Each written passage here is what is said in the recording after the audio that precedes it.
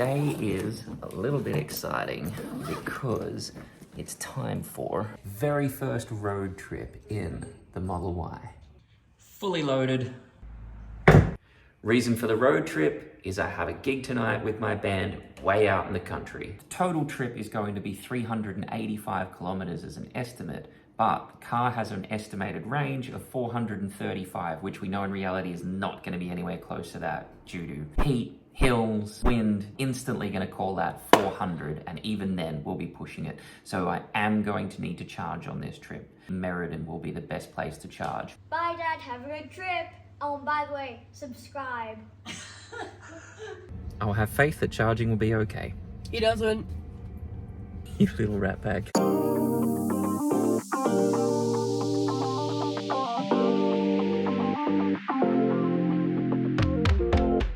In this video, you'll get to see my experience driving the Tesla Model Y standard range over 700 kilometers through the countryside of WA.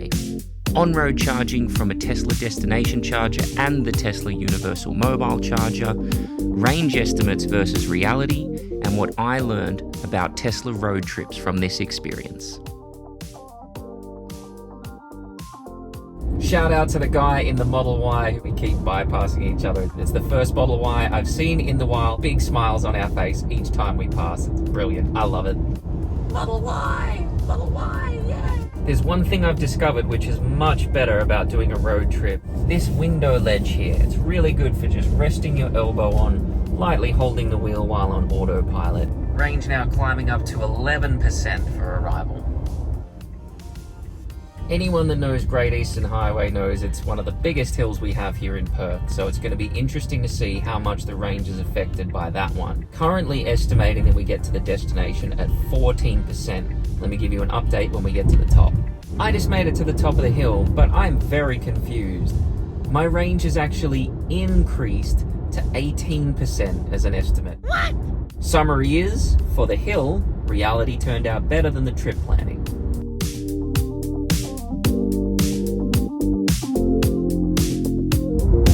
Road there in the middle of outback WA.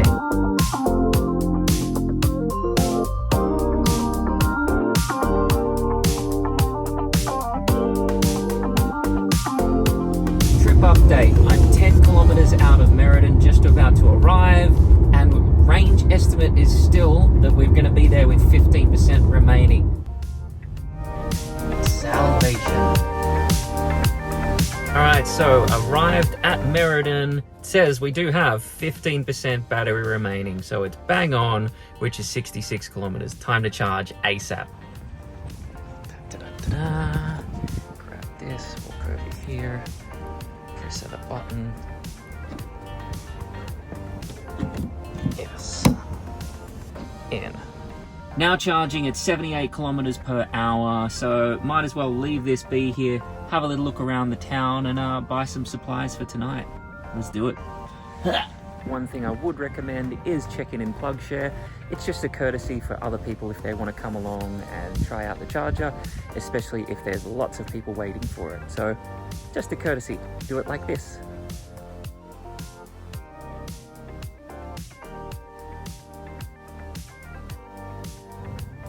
Alright, so sitting here charging and planning a round trip. To go to Muckinbudin and back here would only leave me 6%, so I'm gonna have to milk that for a little bit longer. That's only 107 Ks remaining right now, another 4 hours to full charge.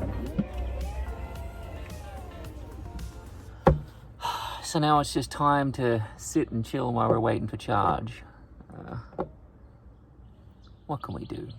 And we even saw that with the MacBook Pro this year, the 13-inch M2 MacBook Pro. Still, it's not a bad way to kill time, just sitting back and watching YouTube. Time to depart. We've got 177 kilometers in range, which is 41% battery. That should have us there with 25% remaining. Should give us enough to get back in the morning. Okay, I just had to stop for a moment and admire how unbelievably quintessentially Australian this is here. Welcome to WA. My God, that is beautiful. Oh, and speaking of beautiful, so is this.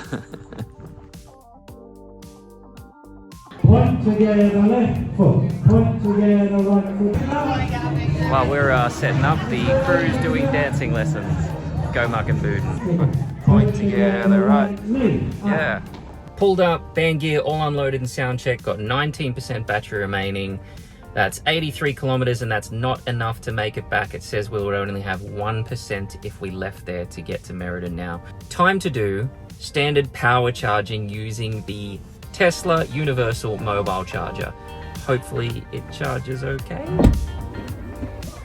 Charging time. Got the charger in there. One of the things for sure is this is gonna be a little interesting. Charging. Whew, relief. More than 24 hours to charge. We're charging at 11 kilometers per hour. That's gonna take a really long time. But that is the idea of the charger, is that you just leave it overnight. It's the slowest charging that you can do, but you might as well get something. Let's see what it is in the morning. Keep on turning, round and we keep on running.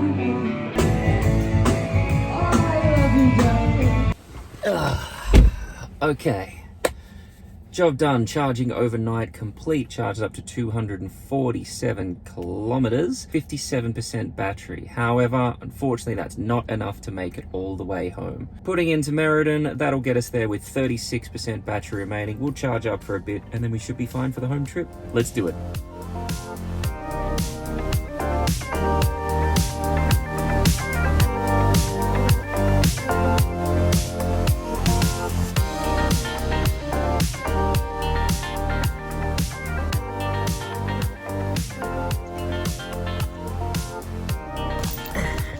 And we're charging. Okay, 158 kilometers remaining in range, so not much, and we do need 300 to get home. I need to get 150 plus. We're charging at 78 kilometers an hour, so at this point I'm saying 2 hours we're gonna have to be on charge in order to make it home. Gonna go for a little walk through town, grab something to eat and a coffee, come back and enjoy some in-car entertainment while we're charging. So on that drive I did experience a small technical problem with the Model Y, which was where the auto wipers would not stop. I was even trying to override it by turning it off manually, and it just kept going back to auto and kept swiping. I was concerned that by this point it was going for over 2 minutes, that we're going to cause damage or scratches to the windows. So I pulled over and had a little look, and it turns out it was because a big fat juicy bug hit right on that front cam, but unfortunately the wipers don't go high enough to cover the camera. So quick tip to solve: make sure you always have some wipes there at the ready, so if that does happen to you and the camera gets covered, you can easily clean it. Subway it is. Food done. Plenty of ways to easily kill some time while charging, especially with YouTube. And of course, if you are looking for something to watch, consider subscribing. Interesting development. So the distance I have to travel to get home is 299 kilometers, yet my range is 346 at the moment. So not sure why it's telling me I won't make it home, or I'll make it home with negative 1% battery. I've got a feeling it's being a bit optimistic. So you know what? I'm gonna risk it. Let's do it. I can charge on the way, I can stop in at other places if need be, but I think I put my bet down that that is going to update and be better. Big mistake. Let's find out.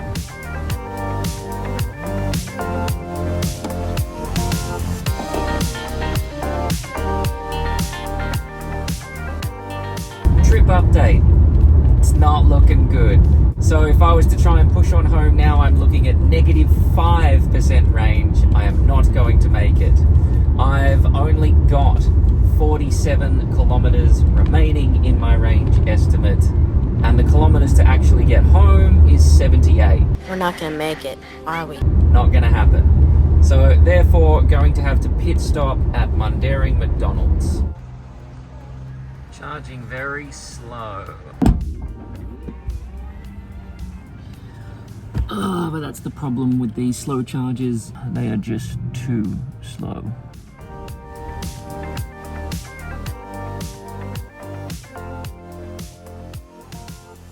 Holy crap, that's a lot of bugs.